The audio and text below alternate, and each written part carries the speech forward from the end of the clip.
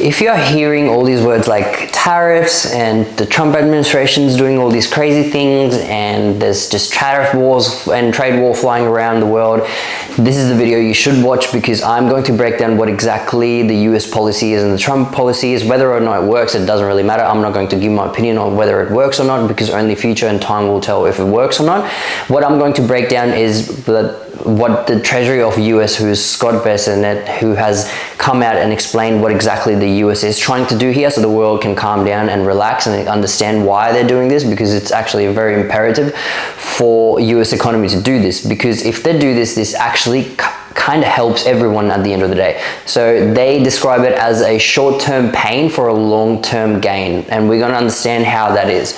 So firstly, to understand why US is doing all these crazy things that they are, and they're coming out with these crazy sort of tariff wars and trade wars that are going around, and they're doing all these other crazy things, is because of one reason, which is the US debt. The US debt as of now, as I speak, is $36 trillion. And as I speak, by the time I finish this video, it's probably going to be way ahead of it. It's going to keep counting.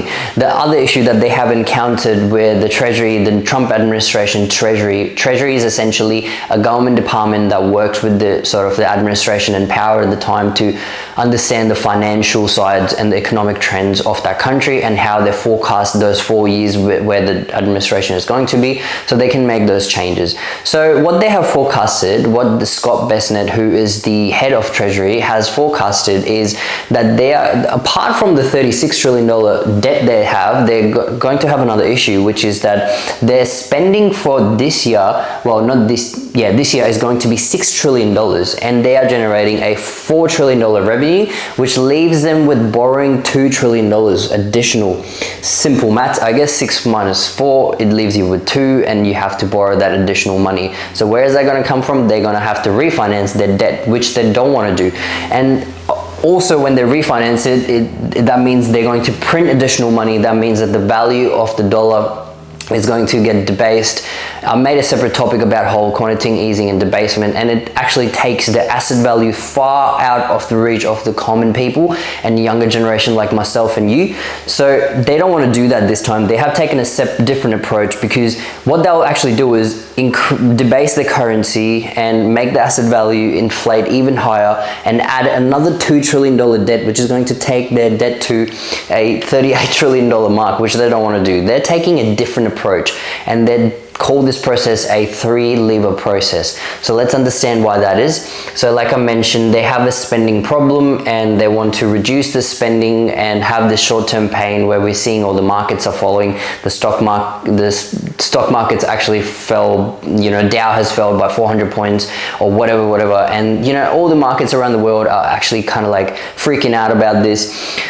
But why US believes this is important, like I said, is to reduce the debt. And this three-lever process includes, the first one is delever government. So Scott Bessent believes that that's why they came out with the sort of the new government administration, which is called Doge, which is run by Elon Musk. What he's trying to do is reduce the government spending, which means delever the government so they can actually refinance more and put it towards something productive, instead of just refinancing without deleveraging what they've already owed to the market. So Elon Musk is going to go ahead, or the Doge department is going to go ahead and actually find irregularities between sort of what they have previously been spending as part of the government spending, because their spending of government is actually in deficit. So to give you an example, Singapore as a country is in the world spends the least amount of money but gets the most amount of productivity within the government sector, and they spend only about 18% of the GDP, which is not bad at all.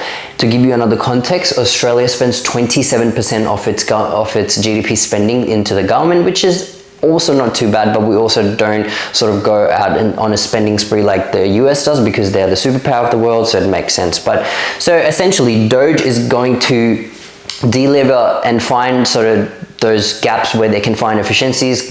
Maybe that means cutting jobs or sort of shutting down fraudulent pensions that the government gives out to help people. I mean, I'm no one to say if they're fraudulent or not, but they're going to find, and they have found, some efficiencies. So they are going to cut down $1 trillion, which is a whole lot of money.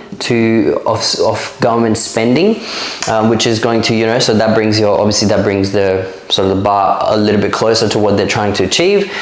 And also between trying to find $1 trillion in spending cut, they're also going to try to find $1 trillion in revenue. So they're going to do that by the second step, which is increase of revenue. So they're doing this by the purpose of tariffs. So tariffs, to describe, I think this is exhaustive, everyone talks about it, but to understand tariffs essentially just means a import duty is the most easiest way to explain it. If people have ever imported anything from a different country, we still get import duties. Like you get, for example, you have a clothing brand and you want to start a clothing line, you want to get 10 jumpers. Those 10 jumpers must cost you, like, say $20 a jumper or whatever it does, but it's going to cost you, say, $22 because the import duties, when it lands to the port in Australia, the government actually collects that fee. So we have all been paying this import duty. This comes in sort of like any items that are coming from China, we actually do pay import duties as spenders, so it's nothing new. The tariffs just takes it a little notch up because that's Trump's sort of style, I guess, and he is just trying to impose more and more tariffs. So Trump has enforced these tariffs. I'm not sure if this is going to be good for the economy or not.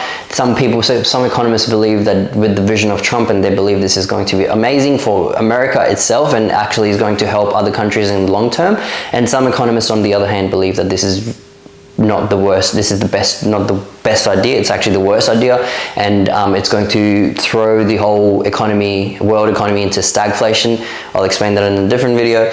Actually, you know what, stagflation just means that this inflation keeps rising and the people can still not spend or earn as much money to match that, and there's no productivity within the market, so that reaches to a stage of world economy which is called stagflation, which is way worse than inflation. So apparently they are going to collect $1 to $2 trillion within tariffs, and people who are saying, oh, what if the other countries impose tariffs? They're not going to benefit too much from it because US is the biggest importer in the world. So they're the biggest sort of importer. They import everything from every country. Even for Australia, we give them beef, we give them iron ore and all that sort of stuff. So they are actually going to end up getting all this money from Australians, or, you know, for whoever pays at the end of the day, I'm not sure, but they're going to get $1 to $2 trillion from tariffs. Like I said, I'm not sure if it's a good or bad idea, we'll see. So that's going to, that's another item that's going to really add to their revenue stream. So that means that they can, you know, sort of deliver more and get more money out, more financial help, which is called the debt ceiling in America. So debt ceiling is that you can only borrow a certain amount of money, and America is very close to sort of like, they have already reached the debt ceiling, they can't refinance anymore, and they need to refinance to actually put that money into something productive to make the economy stimulate more and actually flow. So the third point is deregulation. So this is the last point, the last lever. Deregulation, essentially what they're doing is, there's two things here. Firstly, I'm going to come to the reduction of taxes, which our government's doing as well in Australia, but it's actually not yielding any fruit because it's essentially nothing in terms of inflation. People who are worried about sort of the inflation going up if we reduce the taxes, it's not going to happen. The tax reduction that the Australian government's giving is actually deflationary. There's nothing to even worry about. It's literally pennies on dollars. You're not going to benefit from it anyways.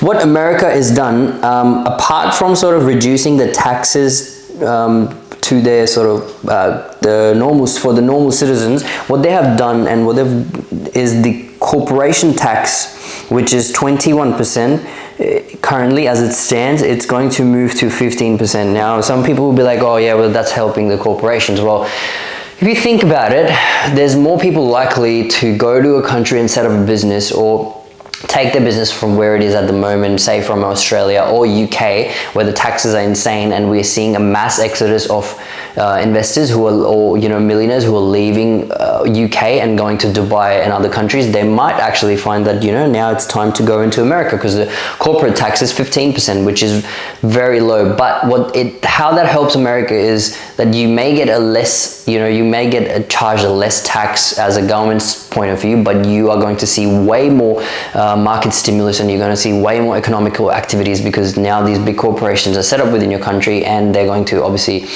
the economy just is going to boost and is going to perform a lot better. Sorry, just going back to point 2, there was another point with tariffs. It's either short term, which is going to bring more revenue to them, or if it's long term, where Trump's like, we're going to keep these tariffs for 4 years as long as I'm in power, then that's going to actually help other countries other sort of the manufacturers who are set up in China to bring their manufacturing back to America, which is going to give people more jobs. It's going to help people, help the economy, like I said, because the manufacturing started there, so all those economical activities are going to now happen in America instead of elsewhere. We're already seeing that TMCS, which is the biggest chip company in the world, which is currently set up in Taiwan, already moved to America. So and there's some other big corporations that have pledged to move their factories. I think Meta is one of them, and also Apple have pledged to move their factory bases, their manufacturing hubs back to America, which I think they already generated a lot of money, like close to $300-400 billion. Back to the point number 3, which is the reduction of taxes. We already covered that. The last point is the gold card, which they have announced recently, which means that the gold card is a very, very something that the media is not pointing out, but I think it's very smart, is that Trump administration is promising to give people a permanent residency in America for the cost of $5 million, and they believe, which is a lot of money for us normal people, but they believe there are about 1 to 2 million people who can afford this, and out of that, even if 10% people which is 100,000 or 200,000 people do it, they can generate about $1 to $2 trillion, which is another income stream. So that's going to again help them reduce their debt, and then they can refinance that elsewhere. So I hope this video was helpful to you, and it explains exactly what Trump is planning to do, and only time will tell, like I said, if this works or not. For the purposes of this video is just to explain you why these things are happening. I'm going to make a part 2 where I will explain that how you can benefit from this, and where and how you can invest your money into by the end of 2025, because that's when we're expecting the asset prices to go down a lot, and we can people like us, like younger generation, can actually really benefit from it. So this may be the one-time chance as well. So I hope this video was beneficial to you. I'll see you in the next video.